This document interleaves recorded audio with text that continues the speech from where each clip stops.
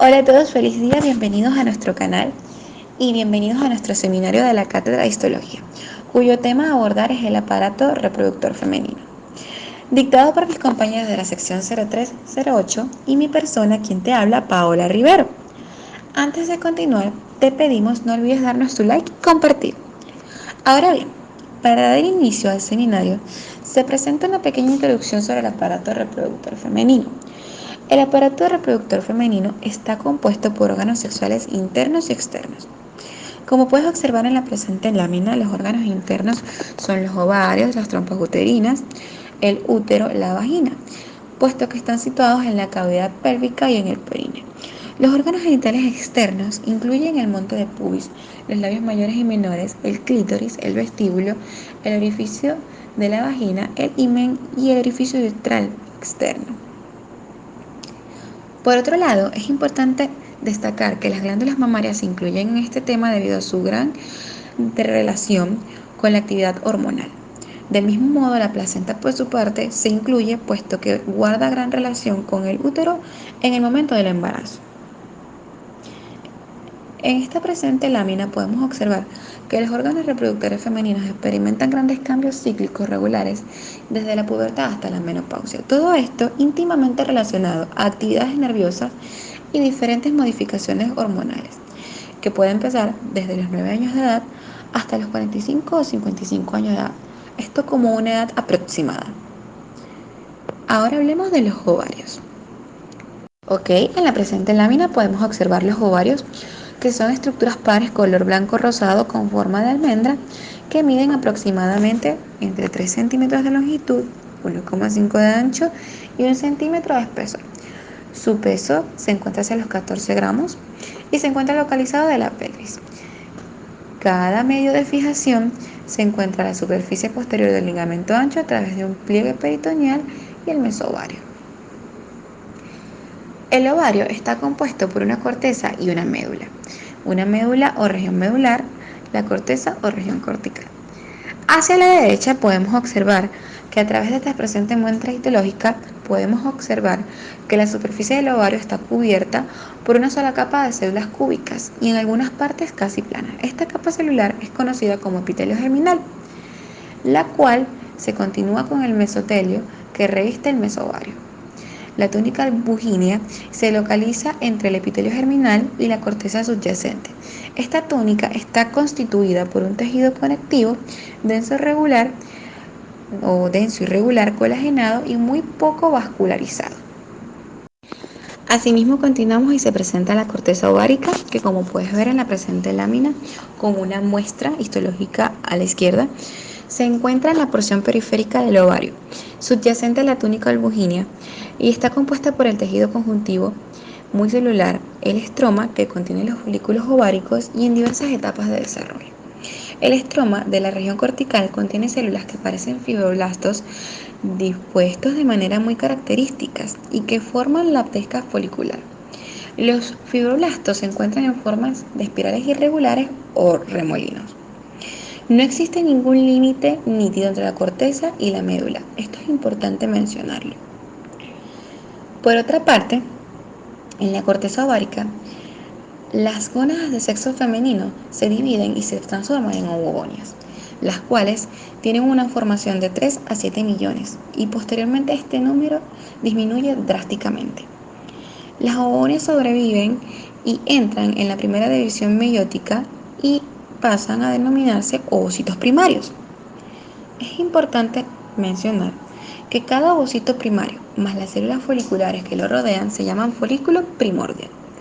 Las células foliculares que hay alrededor del ovocito primario segregan el factor bloqueador de la meiosis.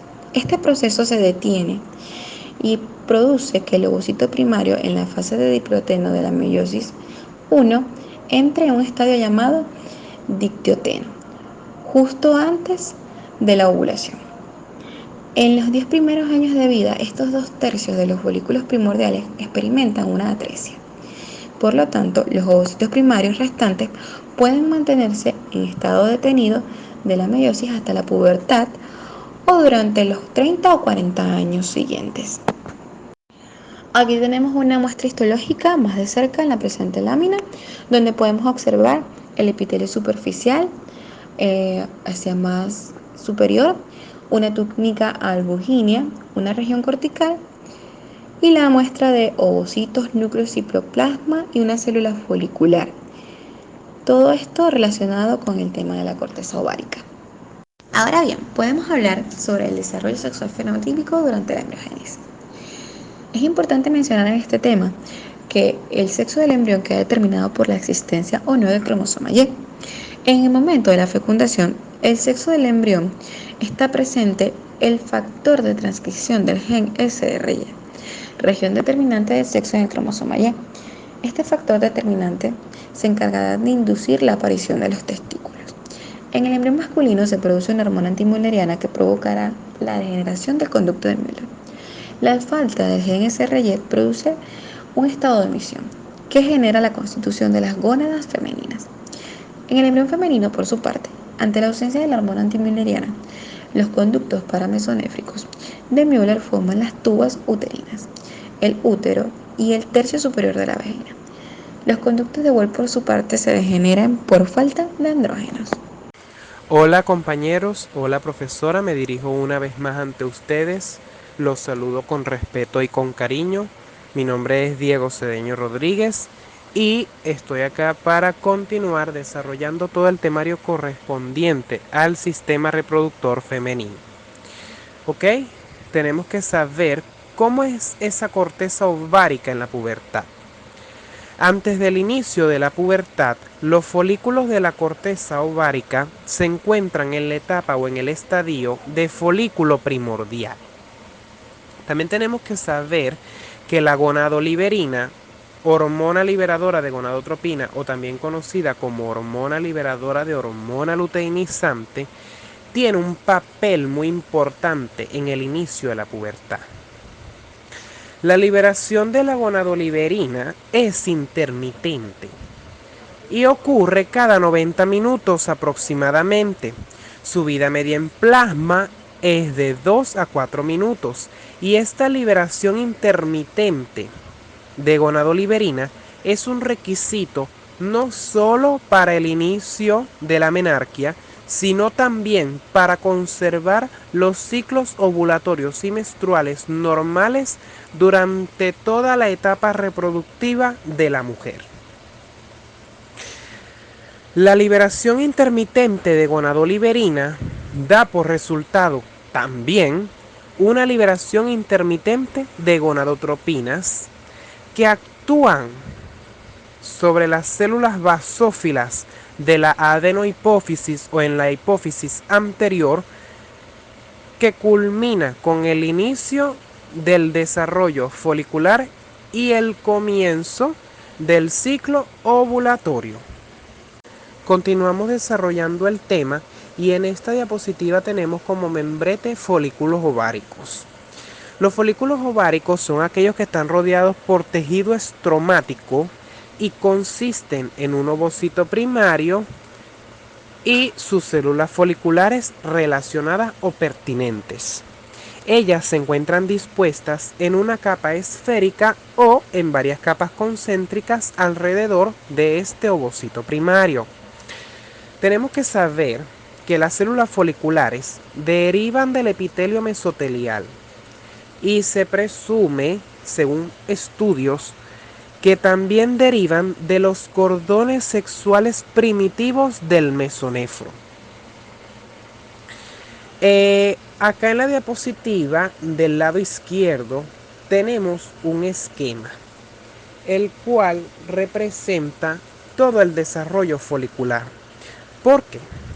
Los folículos ováricos evolucionan a través de 4 etapas y allí las podemos apreciar perfectamente, las cuales van desde folículos primordiales, número 1, el número 2, los folículos primarios que pueden ser unilaminares y multilaminares, el número 3, los folículos secundarios o antrales, y el número 4, los folículos grafianos maduros o de Graf.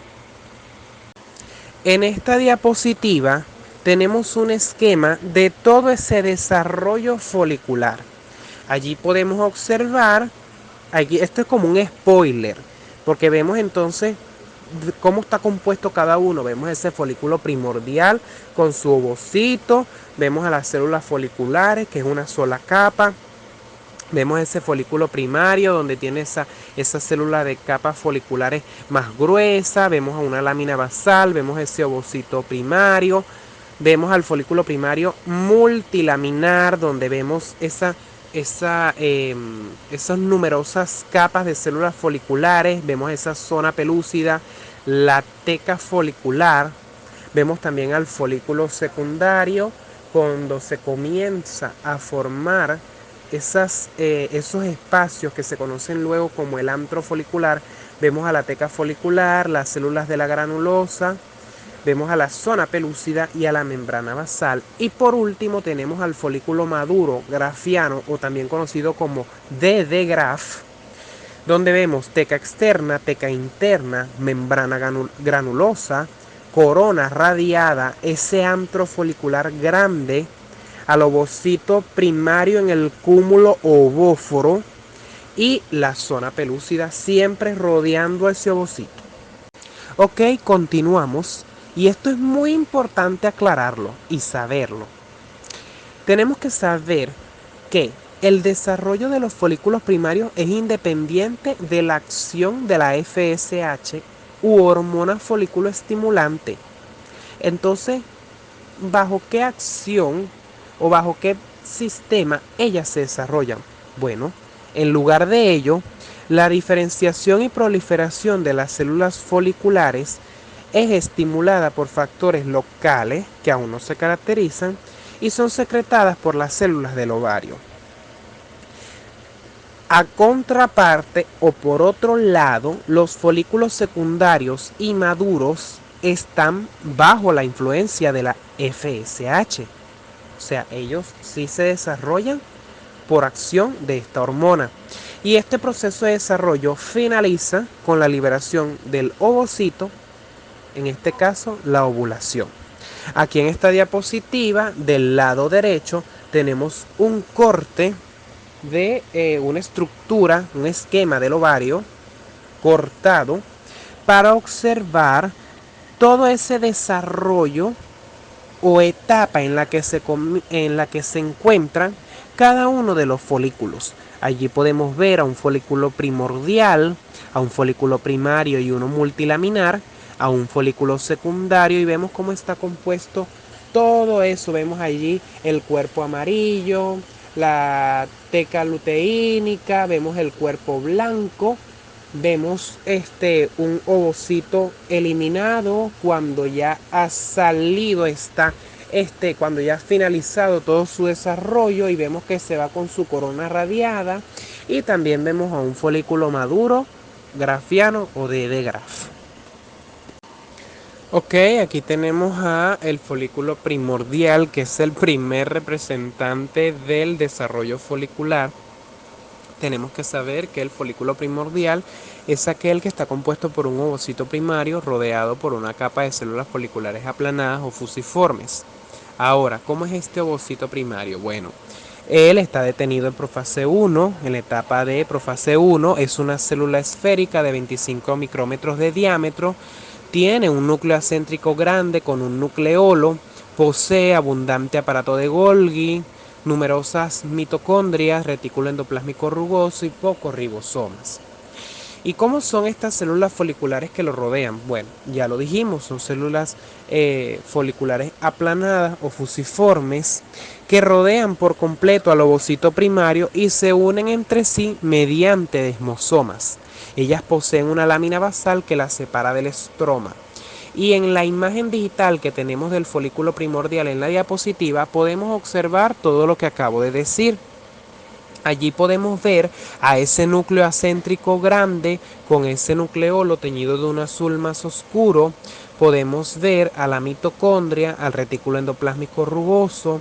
Podemos ver a esas células foliculares aplanadas y vemos que hay un cordón como una trenza de color negro, de color marrón oscuro, tirando ya negro, que la rodea todas esas células foliculares, y ella es la lámina basal que separa a estas células foliculares del estroma. Allí también podemos observar las células del estroma. Y al lado de esta imagen digital observamos un corte histológico de aparato reproductor femenino teñido con una tinción de HE o hematocilina y eosina con un aumento de 500X para observar a esos folículos primordiales con su ovocito primario respectivo. Sin embargo, en la siguiente diapositiva tenemos otro corte histológico donde los vamos a estudiar mejor. Tenemos que saber que estos folículos primordiales abundan durante la vida intrauterina, es decir, antes del nacimiento, y después de que ocurre este evento, su número disminuye. Como les decía, aquí tenemos entonces en esta diapositiva un tejido en el campo, un corte histológico de un aparato reproductor femenino teñido con HE o con hematocilina y eosina para corroborar toda la teoría que acabamos de hablar acerca del folículo primordial. Y allí lo tenemos a ese folículo primordial que tiene a su ovocito primario. Vemos ese núcleo acéntrico grande con su nucleolo teñido con un color más oscuro. Vemos a esas células foliculares que están rodeando completamente al ovocito, que es como una barrera que lo rodea completamente, y podemos observar que son aplanadas, son fusiformes, y la podemos conseguir a lo largo de toda esa barrera que rodea al ovocito. Y eso es todo lo que tenemos allí. Muchísimas gracias. A continuación estudiaremos los folículos primarios. Ellos serán el resultado de una serie de cambios que se llevarán a cabo en el ovocito primario, en el tejido estromático circundante y también en las células foliculares. Estas células foliculares se adquieren una forma cuboide y dependiendo de su organización van a clasificar a los folículos primarios en folículos primarios unilaminares, que son los que solo tienen una capa de células foliculares circundando al ovocito, y el folículo primario multilaminar, que va a darse cuando las células foliculares proliferan, se estratifican y forman varias capas de células alrededor del ovocito primario. Aquí las células foliculares se denominan células granulosas y su actividad proliferativa se debe a la molécula de señalamiento activina que es elaborada por el ovocito primario. Este ovocito primario crecerá entre 100 a 150 nanómetros y poseerá un núcleo grande que puede llegar a denominarse vesícula germinal. En la totalidad de las células vamos a encontrar complejos de Golgi disperso, retículo endoplasmático rugoso, abundantes ribosomas libres y también mitocondrias múltiples y dispersas. Durante esta etapa va a aparecer una sustancia amorfa que recibe el nombre de zona pelúcida. Ella se encarga de separar el ovocito de las células foliculares circundantes. Va a estar compuesta por 3 glucoproteínas diferentes, ZP1, ZP2 y ZP3, que están siendo secretadas por el ovocito. La zona pelúcida va a ser invadida por microvellosidades del ovocito y filipodios de las células foliculares que van a entrar en contacto entre sí y formarán uniones de intersticio a través de las cuales se comunicarán durante todo el desarrollo folicular. Las células del estroma van a organizarse alrededor del folículo primario multilaminar y formarán una teca interna y una teca externa. La teca interna, que es una capa celular abundantemente vascularizada, que posee receptores de la hormona luteinizante en su plasmalema y adquiere las características ultraestructurales de las células productoras de esteroides. Su citoplasma va a acumular múltiples gotas de lípidos, tiene un retículo endoplasmático liso abundante y mitocondrias con crestas tubulares. Estas células de la teca interna también producen la hormona sexual masculina androstenodiona, que penetra en las células granulosas, donde la enzima aromatasa la va a convertir en el estrógeno estradiol. Además, poseen una lámina basal engrosada que separa las células granulosas de la teca interna y la teca externa, que está compuesta por tejido conectivo fibroso. Ahora hablaremos de los folículos secundarios, que también reciben el nombre de folículos antrales. Estos, que son exactamente iguales a los folículos primarios, y su única diferencia es la presencia de acumulaciones de licor folicular entre las células granulosas. ¿Cómo llega el folículo primario a convertirse en folículo secundario? De la siguiente manera. El folículo primario multilaminar va a seguir desarrollándose y aumentará de tamaño hasta alcanzar aproximadamente 200 nanómetros de diámetro. En este momento se forma un folículo esférico con múltiples capas de células granulosas alrededor del ovocito primario, cuyo tamaño va a permanecer constante. Se desarrollarán entonces algunos espacios intercelulares dentro de la masa de células granulosas y se llenarán con un líquido que recibe el nombre de licor folicular. Una vez que el folículo primario multilaminar contiene licor folicular, se conoce como folículo secundario. La continuación de la proliferación de las células granulosas del folículo secundario va a depender de la hormona folículo estimulante, que como ya sabemos es liberada por células basófilas de la hipófisis anterior. Bajo la influencia de dicha hormona, el número de capas de las células granulosas va a aumentar, al igual que la cantidad de licor folicular que contienen los espacios intercelulares. Este líquido, que no es más que un exudado del plasma, va a incluir glucosaminoglucanos, proteoglicanos y también proteínas de unión de esteroides producidas por las células granulosas. Además, contiene las hormonas progesterona, estradiol, inhibina, activina y foliostatina, las cuales regulan la liberación de la hormona luteinizante y folículo estimulante. Y además, la hormona folículo estimulante induce a las células granulosas para que elaboren receptores para luteinizante que se incorporan en su plasmalema.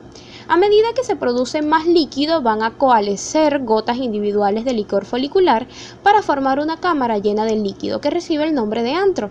Las células granulosas se van a reordenar de manera que ahora el ovocito primario va a estar rodeado por un grupo pequeño de células granulosas que se proyectan de la pared al antro lleno de líquido. Su estructura se denomina cúmulo oóforo.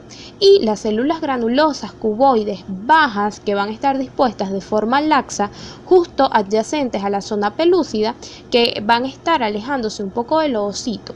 Ellas, sin embargo, sus filipodios van a permanecer dentro de la zona pelúcida y conservarán el contacto con el ovocito primario. Esta capa única de células granulosas que rodea el ovocito primario va a recibir el nombre de corona radiada. Hacia el final de esta etapa, las células estromáticas van a alargarse y la tequia interna se invade por capilares que las nutren, al igual que las células granulosas avasculares. Casi todos los folículos que llegan a esta etapa del desarrollo sufren atresia, pero algunas de las células granulosas relacionadas con los folículos atrésicos no degeneran, sino que en cambio forman glándulas intersticiales que secretan cantidades pequeñas de andrógenos hasta que la menopausia termina. Y unos cuantos folículos secundarios van a continuar su desarrollo hasta formarse un folículo maduro o folículo de Graf. Estos folículos de Graf son reconocibles por su gran tamaño y también por el hecho de que el líquido folicular, que en el folículo secundario adoptaba el aspecto de pequeños lagos aislados, se va a combinar en un único gran compartimiento esférico cargado de líquido, que, como expliqué anteriormente, recibe el nombre de antro. Su pared va a estar compuesta por varias capas de células foliculares denominadas membrana granulosa y en algún punto otro agregado de células de la granulosa que serán el cúmulo oóforo, que van a estar ubicadas salientes hacia el antro. Vamos a distinguir dos tipos de células distintas de la granulosa: las que forman la pared del antro, conocidas como células de la membrana granulosa, y las del cúmulo oóforo o células del cúmulo de la granulosa. Y aquí las tecas interna y externa van a seguir desarrollándose, constituyendo capas más gruesas. Ahora bien, en esta diapositiva les mostramos lo que es el desarrollo desde un folículo primordial hasta obtener un folículo maduro o folículo de Graf. Vemos entonces el folículo primordial con cada una de sus estructuras, como posteriormente las células foliculares empiezan a migrar, se tornan cuboides. En el folículo secundario observamos la presencia del licor folicular y ya en el folículo maduro o de Graf vemos cómo está dispuesto el antro. Todo esto a grandes rasgos, obviamente, sin obviar las otras características. Esta diapositiva se muestra a modo de repaso. Ahora hablemos de la ovulación. La ovulación va a suceder el día 14 antes de la menstruación y tiene lugar debido a un descenso de la hormona folículo estimulante y un incremento en las concentraciones sanguíneas de la hormona luteinizante. Estos cambios hormonales se deben a las grandes cantidades de estrógenos que están siendo elaborados por los folículos de Graf y por los folículos secundarios. Los folículos dependientes de la hormona folículo estimulante que han estado creciendo a lo largo de su maduración pierden acceso a dicha hormona, por lo tanto degeneran y pasan a llamarse folículos atrésicos. La oleada en los valores de luteinizante es la responsable de muchos de los fenómenos que se dan en la ovulación, como son, en primer lugar, que aumenta la circulación sanguínea de los ovarios, lo que lleva a la aparición de un edema en la teca externa y el desprendimiento de colagenasa, histamina y prostaglandina en las inmediaciones del folículo dominante. También la membrana granulosa del folículo dominante va a sufrir una proteólisis debido a que se da la formación de plasmalema provocada por la hormona luteinizante, lo que permite al folículo dominante soltar su ovocito. Además, vamos a tener que las células foliculares van a fabricar y emitir una sustancia inductora de la meiosis, que estimula la finalización de la primera división meiótica en el ovocito primario del folículo dominante, lo que origina el ovocito secundario y el primer cuerpo polar. El ovocito secundario inicia su segunda división meiótica, pero no logra pasar de la metafase. También tendremos que las células de la granulosa van a continuar sintetizando glucosaminoglucanos y proteoglucanos, de manera que se va a determinar una acumulación permanente de agua y va a haber un crecimiento en el tamaño del folículo dominante, que acentúa su presión sobre la túnica albugínea del ovario, cortando el aporte de sangre en el punto de mayor presión. Esta región avascular de la cápsula ovárica, denominada estigma, va a necrosarse y, sumada a la proteólisis de la membrana granulosa en su proximidad, abre un canal que conduce desde la luz del antro hacia la cavidad peritoneal.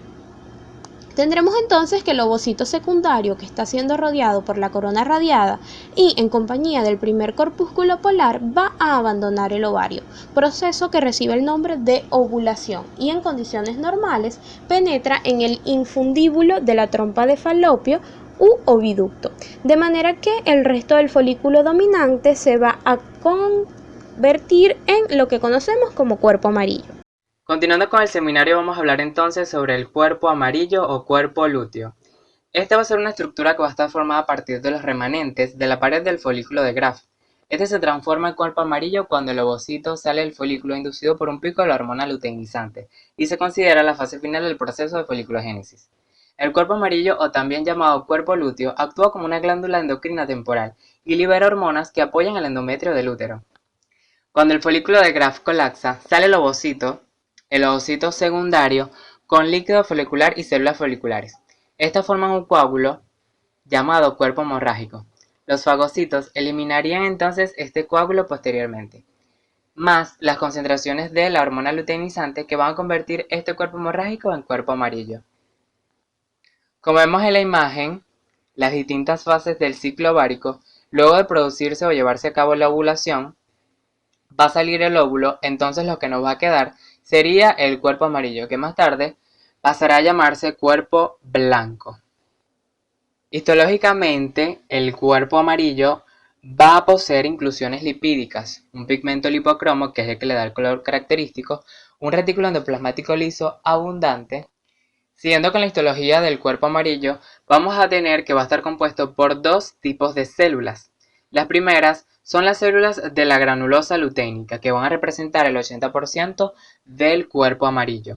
Estas producen con progesterona y convierten los andrógenos que elaboran las células de la teca interna en estrógenos. Son derivadas de la granulosa, son más claras y un poco más grandes, más o menos 30 micrómetros. El otro tipo de células van a ser las células de la teca interna, que van a representar entonces un 20% del cuerpo amarillo. Estas van a producir estrógenos, andrógenos y progesteronas. Estas células de tinción oscura permanecen pequeñas, más o menos unos 15 micrómetros de diámetro, pero se modifican hasta ser células secretoras de hormonas conocidas como células de la teca luteínica. En la imagen superior más animada, vamos a ver entonces las capas de las células del cuerpo lúteo.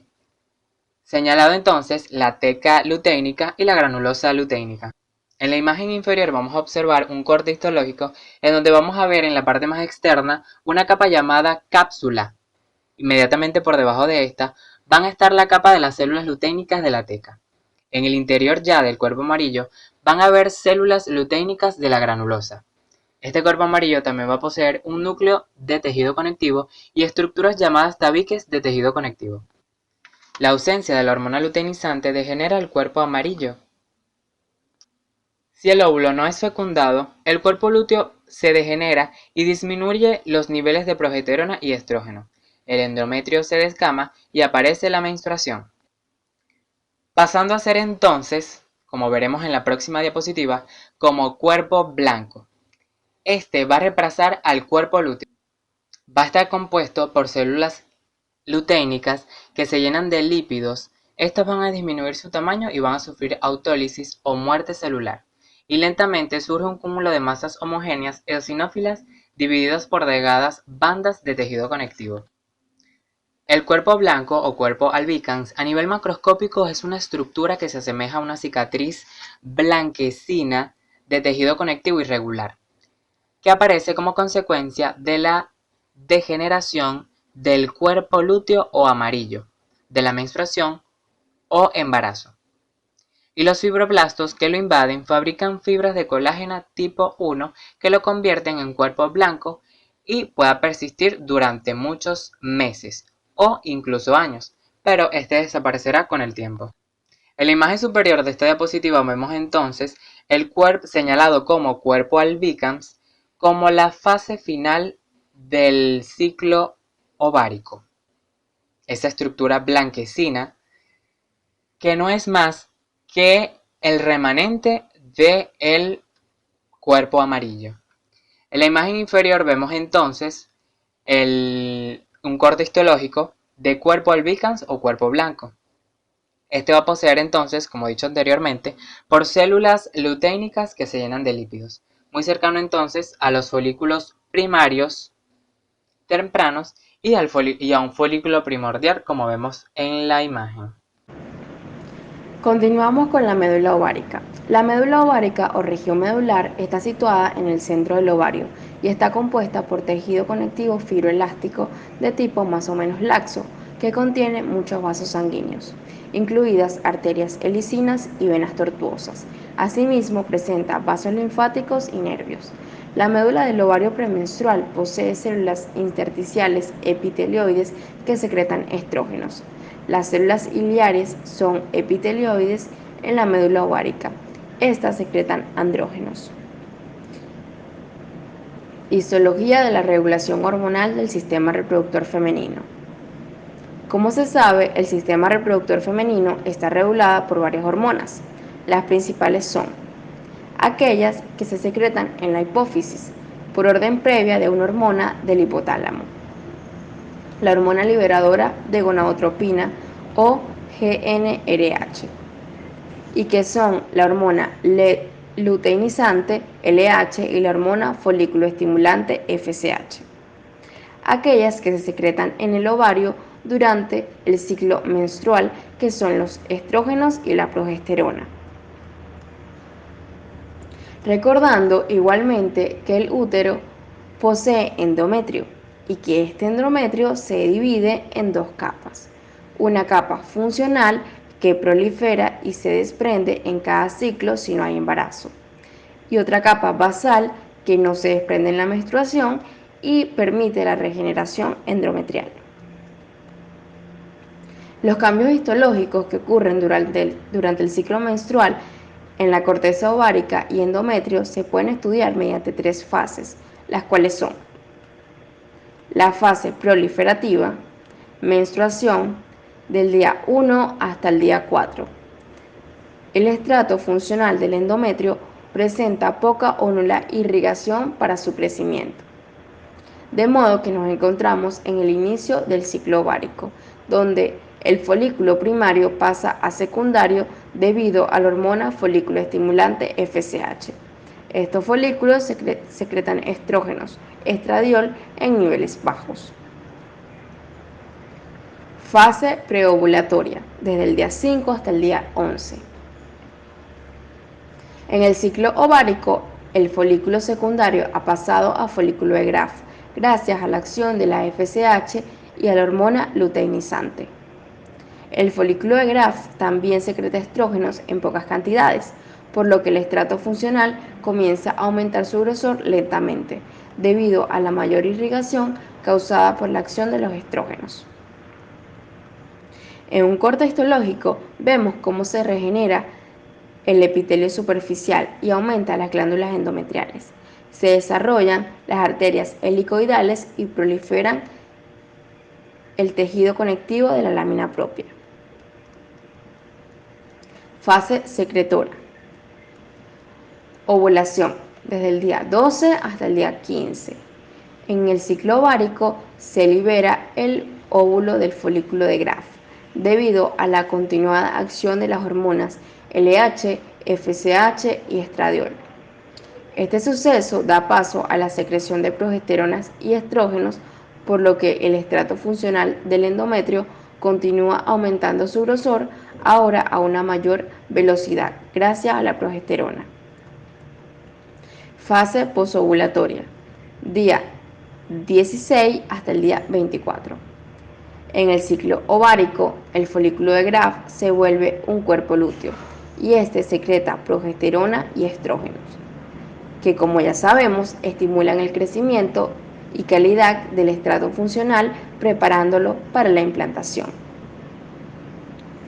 En un corte histológico vemos cómo las glándulas comienzan a dilatarse y se vuelven tortuosas. Ocurre una reacción decidual de las células del estroma. Las arterias helicoidales alcanzan la superficie y se aprecia el edema en la lámina propia. Fase menstrual. Menstruación, desde el día 25 hasta el día 28. Si no ocurre la implantación, en el ciclo ovárico, el cuerpo lúteo degenera, se vuelve un cuerpo albicans, que no secreta estrógenos ni progesterona, por lo que la secreción de progesterona disminuye, causando que el estrato funcional del endometrio comience a desprenderse de la cavidad uterina, produciendo un sangrado conocido como la menstruación. En un corte histológico vemos cómo se cierran las arterias espirales y helicoidales, también cómo se produjo una isquemia, necrosis, hemorragia y descamación del estrato funcional.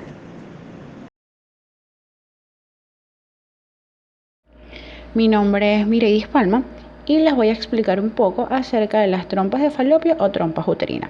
Las trompas de falopio son órganos pares que se extienden desde el útero hasta los ovarios.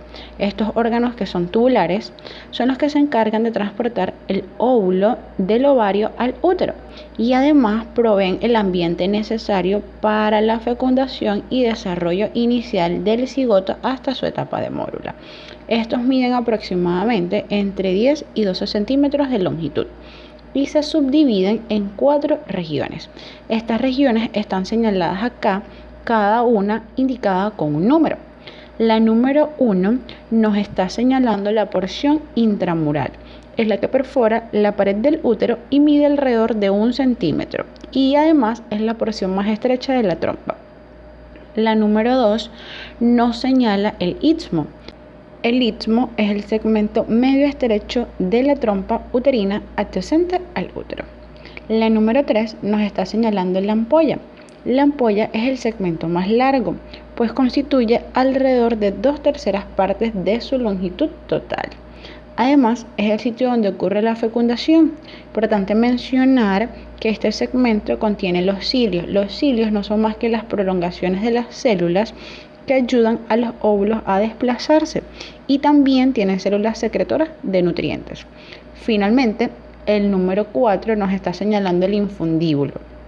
El infundíbulo tiene forma de embudo continuo al ovario. Su extremo distal se abre a la cavidad peritoneal, mientras que el extremo proximal se continúa en la ampolla. Desde la boca del infundíbulo hacia el ovario se extienden las fimbrias, que es las que pueden observar en la imagen. La pared de las trompas uterinas se caracteriza porque está formada por tres capas. Una capa mucosa, caracterizada por la presencia de células ciliadas y no ciliadas, una capa muscular y una capa serosa. Cada una de estas capas está señalada en la imagen con un número. La número 1 nos está señalando la capa mucosa. La capa mucosa es el revestimiento interno de las trompas uterinas. Se caracteriza porque presenta pliegues longitudinales delgados que se proyectan hacia la luz. Está constituida por epitelio cilíndrico simple. Además, importante mencionar que estos pliegues son mucho más abundantes a nivel de la ampolla y se vuelven mucho más pequeños a nivel del istmo. Las células ciliadas que presenta, estas se mueven en forma concertada hacia el útero y son más numerosas en el infundíbulo y ampolla. Y las células no ciliadas, estas se encargan de secretar y proporcionar un ambiente nutritivo al óvulo y además protector para conservar los espermatozoides. La capa muscular es la señalada con el número 2. Está formada por dos capas de músculo liso o dos estratos musculares, uno circular interno y otro longitudinal externo. Y la capa serosa es la que está constituida por epitelio plano simple y está señalada con el número 3.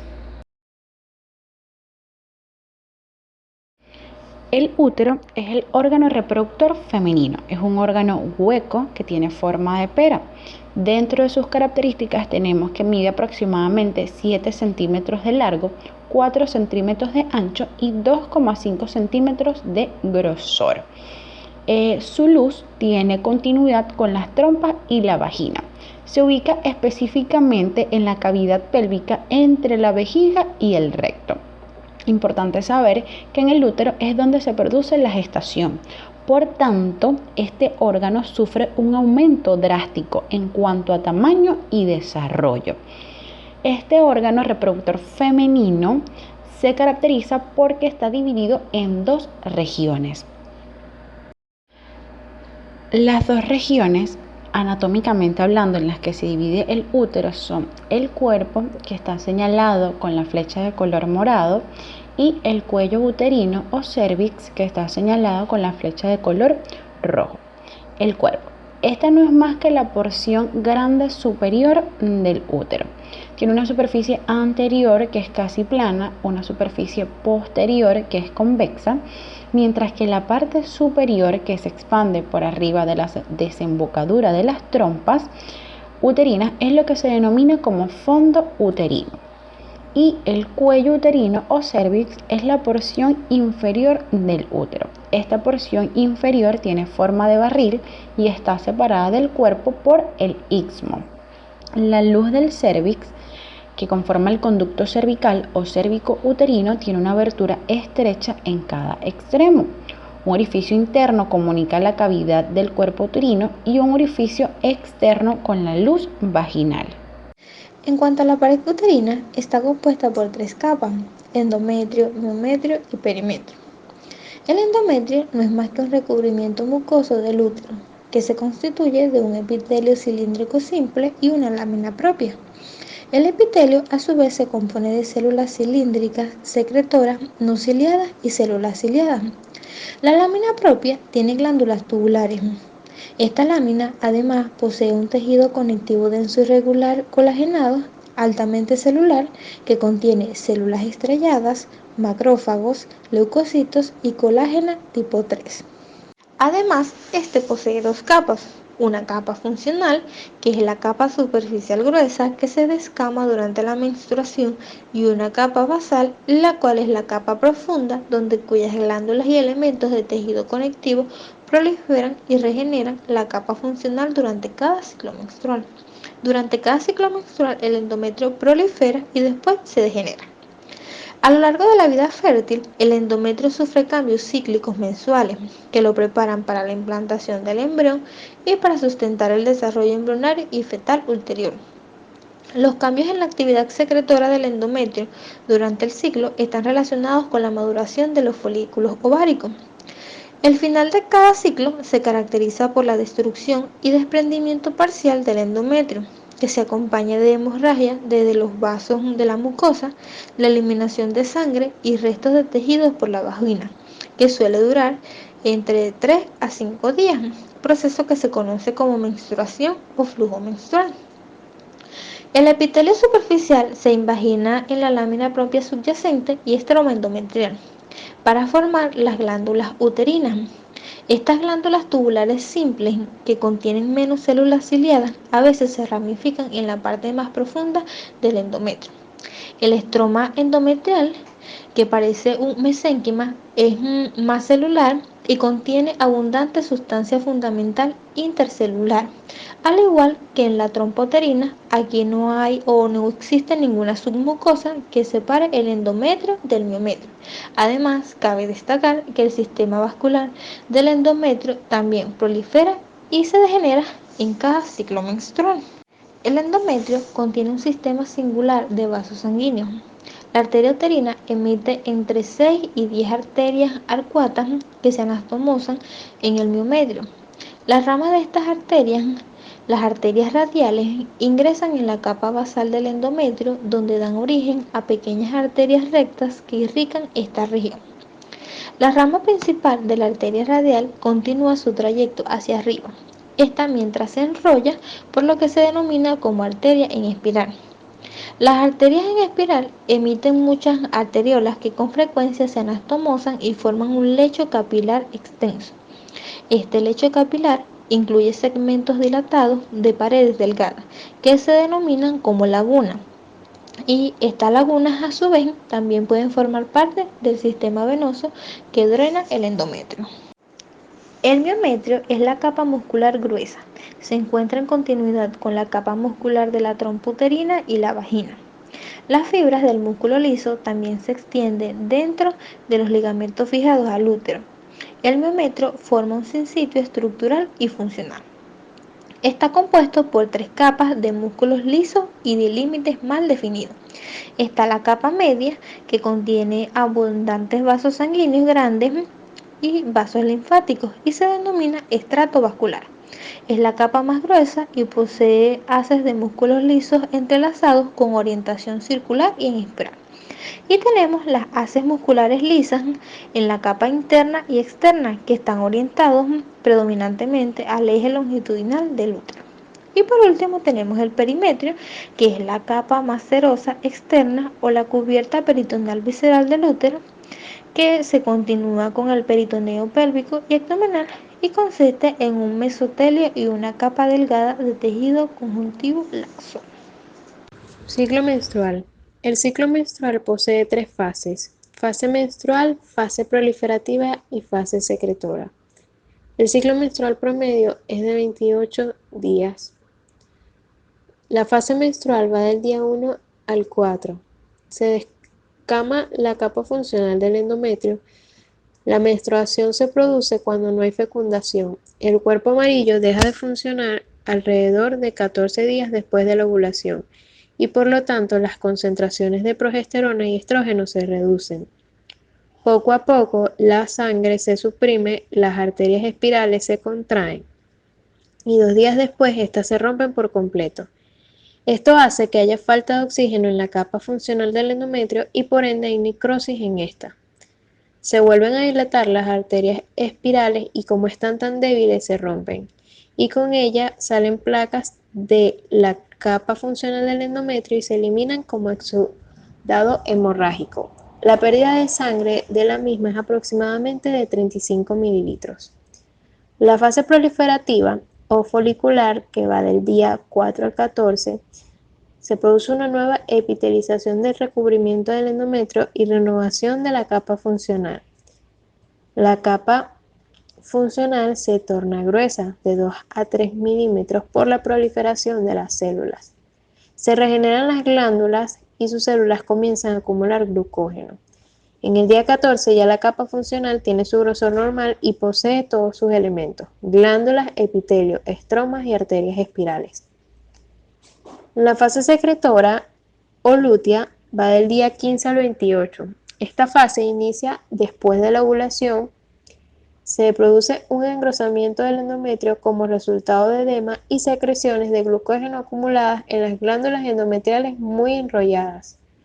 Este material rico en glucógeno no secretado a la luz nutre al producto de la concepción antes de que se forme la placenta. Las arterias espirales se tornan más desarrolladas y más enrolladas por completo y se extienden dentro de la capa funcional. En la siguiente diapositiva podemos observar la fase menstrual, la capa funcional mencionada ya anteriormente, sangre extravasada y el miometrio. Luego tenemos la fase proliferativa y la fase secretora, donde encontraremos las glándulas endometriales y el estroma endometrial. Desarrollo de la placenta. La placenta es un tejido vascular que deriva del endometrio como del embrión en desarrollo.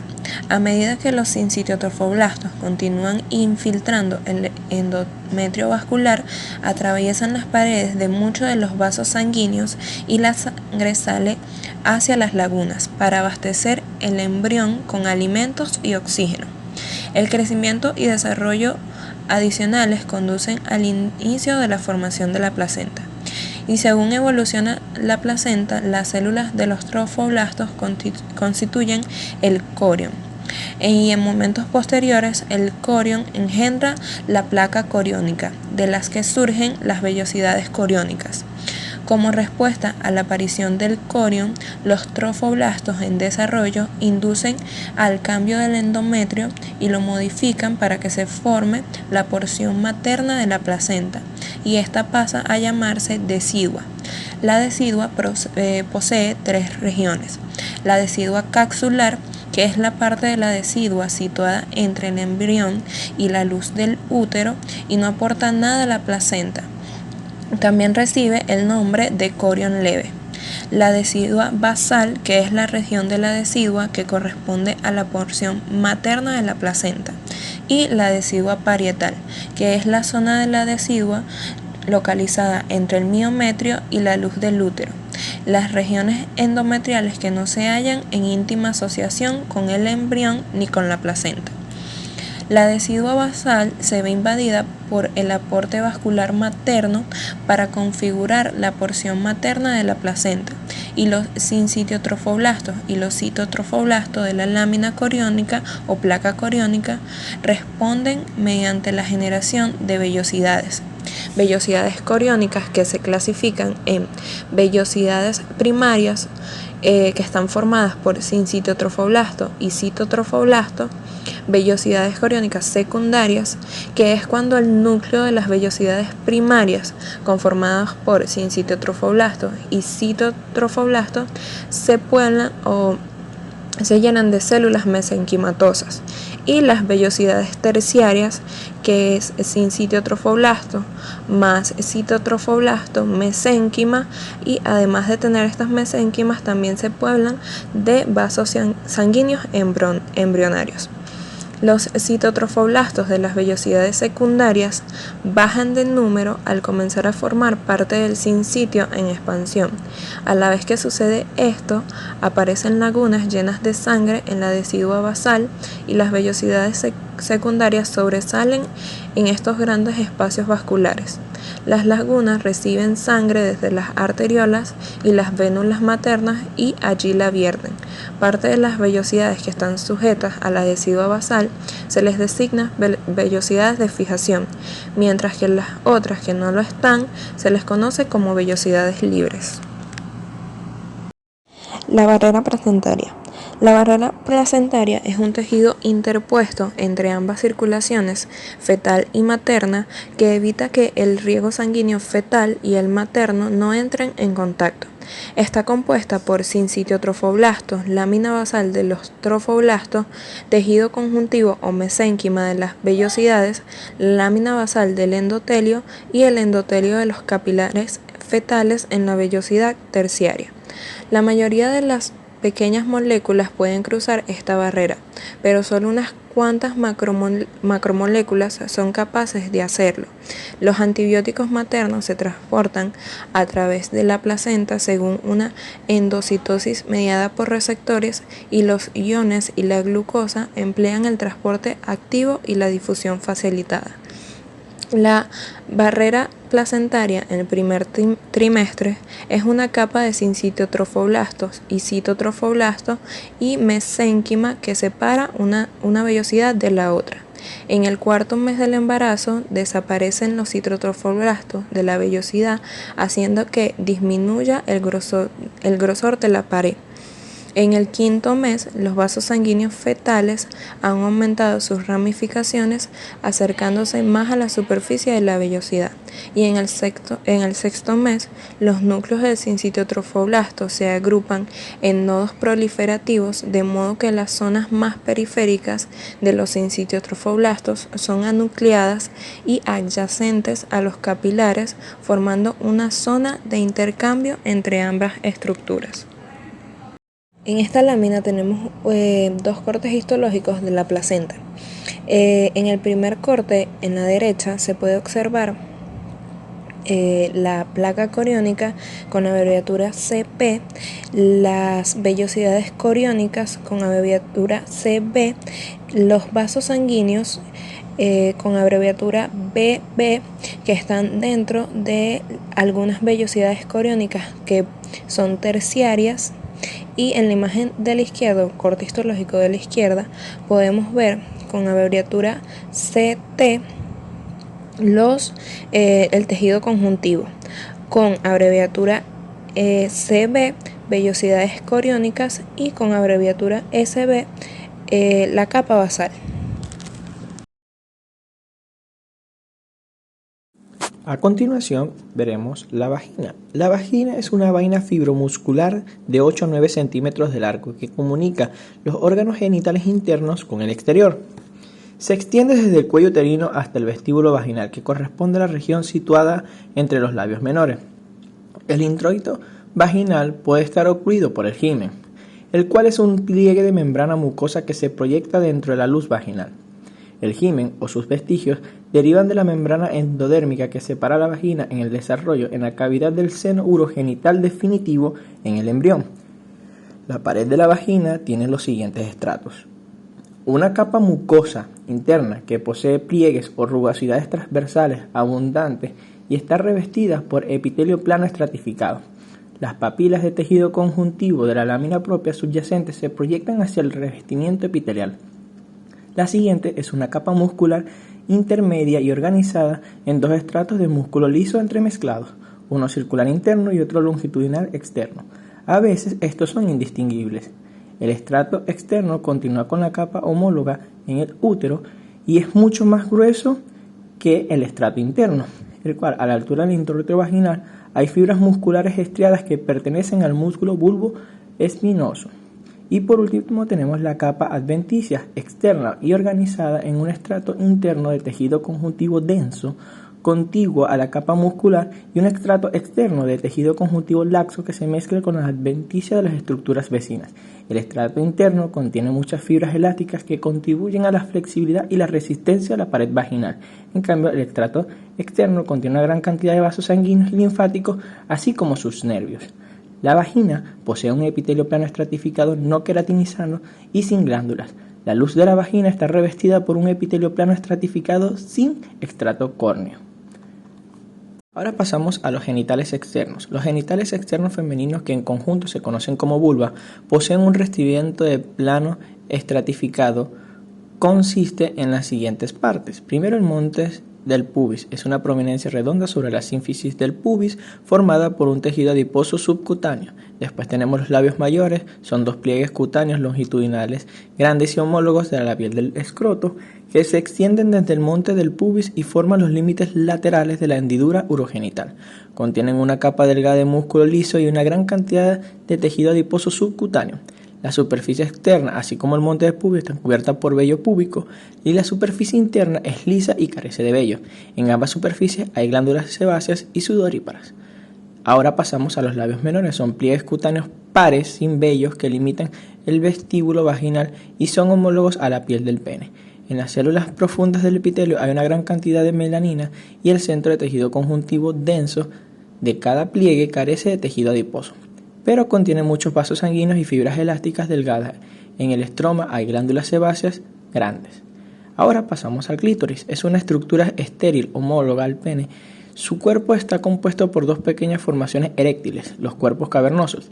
El glande del clítoris es un diminuto tubérculo redondo en la punta de los cuerpos cavernosos y los cuerpos pares que sujetan firmemente el clítoris a la rama pubiana. La piel que cubre el glande es muy delgada, forma el prepucio del clítoris y contiene abundantes terminaciones nerviosas y sensitivas. Ahora pasamos al vestíbulo. Está revestido por epitelio plano estratificado sobre todo en las cercanías del clítoris y alrededor del orificio externo de la uretra. Hay una gran cantidad de glándulas mucíparas pequeñas, las glándulas vestibulares menores y las glándulas vestibulares mayores o de Bartolino. Son pares grandes y homólogas de las glándulas bulbouretrales masculinas. Y por último tenemos a las glándulas mamarias. Las glándulas mamarias son glándulas tubuloalveolares compuestas constituidas por 15 a 20 lóbulos, en los que la porción dilatada del conducto galactóforo de cada lóbulo, denominado seno galactóforo, se estrecha al atravesar y desembocar en la superficie del pezón. El conducto y el seno galactóforo están revestidos por un epitelio cúbico estratificado y los conductos más pequeños los están por un epitelio cúbico simple.